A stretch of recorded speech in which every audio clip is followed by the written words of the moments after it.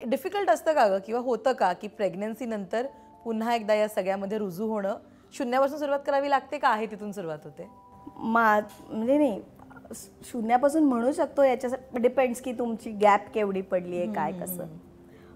माझ्या केसमध्ये मी शेवटचं म्हणजे फुल फ्लेजेड सिरियल केली ती 5 वर्षापूर्वी होती. त्याच्यानंतर आम्ही ठरवलं की आता ब्रेक घ्यायचा आणि पुढचं सगळं मुलाच्या दृष्टीने सगळं मुला-मुलीच्या दृष्टीने. आणि माझ्या सिच्युएशनमध्ये ना एक जनरल आपण चेकअप करायला जातो ना की ओके ना वी आर प्लॅनिंग, सो आपण एक बेसिक बॉडी चेकअप करायला जाऊ. तिथे मला कळलं की I had some issues with my body आणि नॅचरली कन्सीव्ह करणं माझ्यासाठी अवघड होतं. हे इट वॉज अ शॉक. सांगितलं की आता वी डोंट हॅव ऑप्शन, आपल्याला IVF करावं लागणार. सो आम्ही म्हटलं ठीक आहे, म्हणून आम्ही IVFची फर्स्ट राऊंड केली विच वॉज नॉट सक्सेसफुल.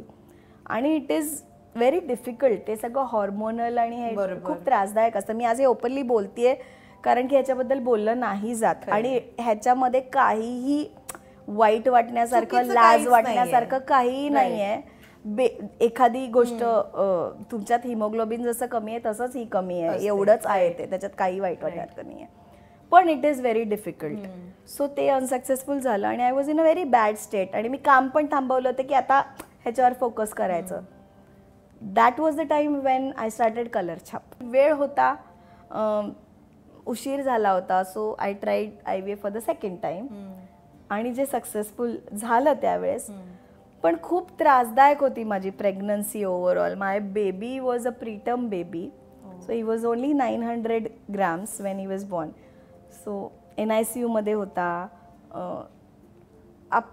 काय असतं ना, आपण ऐकलं असतं की प्रीटर्म बेबी मोठे होतात, ओके होतात, पण प्रत्येक तो क्षण दिवस ते खूप कठीण असतं. मी माझ्या मुलाला 12 दिवसांनी पहिल्यांदा बघितलं कारण की अशा परिस्थितीत तो होता की झाल्या झाल्या त्याला नेलं. म्हणजे I don't know, it is very personal, I don't know if I can share this. पण OT मध्ये असताना NICUचे जे डॉक्टर होते त्याला न्यायचं होतं ते रेडीच होते कारण की त्याला इमिजिएटली घेऊन जावं लागणार होतं. आणि माझे गायनॅक मुलगा झाला तेव्हा डॉक्टर माझे म्हणाले की कॉंग्रॅच्युलेशन्स, मुलगा झाला. म्हटलं ओके, इज ही ओके? ते म्हणाले हो बरं आहे. तेवढ्यात NICUचे डॉक्टर आले आणि म्हणाले की माझ्या गायनॅकला की डॉक्टर आपण म्हणजे आपल्याला सोनोग्राफीत वाटवतं की 1200 ग्रॅम्सचं बेबी आहे पण फक्त 900 ग्राम आहे, 1000च्या पण आत आहे. तर त्यांनी विचारलं ओके तुम्हाला काय वाटतंय?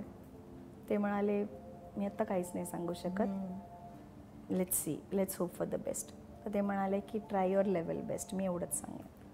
हे माझे म्हणजे शेवटचे शब्द होते माझ्या कानावर पडलेले. आणि ॲनेस्थेशियामध्ये गेले मी. म्हणजे शेवटचा जो हे वाक्य होतं की मला माहीत नाही आहे काय होणार आहे बाळाचं पुढे, मला शुद्धीत येईपर्यंत. दॅट वॉज, मी हे नाही डिस्क्राईब करू शकत.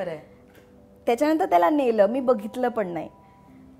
सो तुम्हाला कॉंग्रॅच्युलेट करत असतात लोक, मुलगा झाला, पण काहीच कळतच नाही आहे. मी तर बघितलं पण नाही आहे हे काय असणार आहे. नाही, ही खूप डिफिकल्ट फेज होती.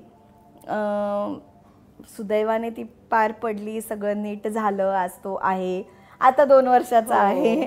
सो मी परत कामाला सुरुवात केली आहे की आता 1 वर्ष तर खूप जपायला सांगितलं होतं त्याला आणि आता तो भयंकर धुडगूस घालतो.